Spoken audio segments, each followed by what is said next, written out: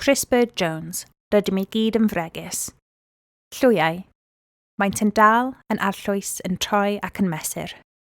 Byddwnt ym mhob siap a maint, deunydd a nifer.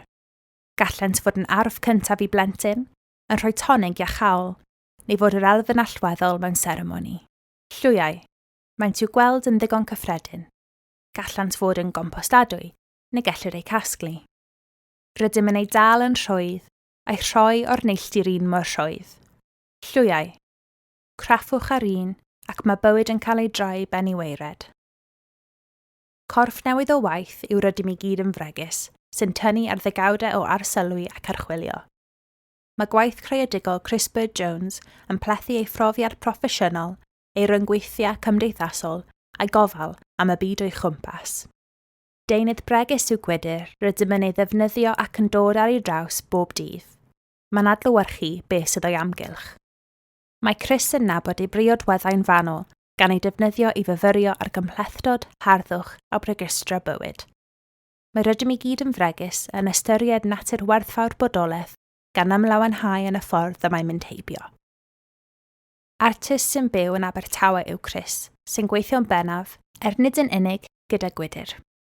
A hithau wedi astudio yn Ysgol Gelf Abertawe a'r Coleg Helf Brenhinol, mae ei gwaith proffesiynol wedi cwmpasu comisiynau pensirniol, prosiectau cydweithredol rhyngwladol, mentra cymunedol a sawl arddangosfa.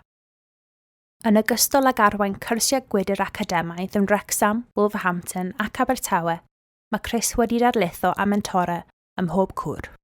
Yn sgil derbyn un o ddyfarniadau mawr ei bri, Llysgened Cymru Creadigol ychydig flynyddoedd yn ôl, cafodd Crys amser i edrych ar syniadau a phrosesau sydd wedi siapio ei gwaith dros amser maith.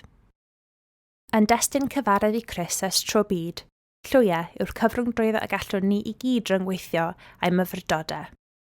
Llwy arian i fabi newydd anedig, llwy hirgoes sy'n cadw pellter cymdeithasol, teulu o saith yn cadw cwmni diogel, gyfeilliaid o lwyau, llwyau troellog anystywallt a llawen mewn myrdd o liwiau, un ac oll yn dwy'n i gof ffyrdd o fodoli. Ac yn gwylio yn dawel ac yn adlewyrchu nôl atom, mae drych o lwy sy'n parhau i ddangos i ni wahanol onglau ar ein byd.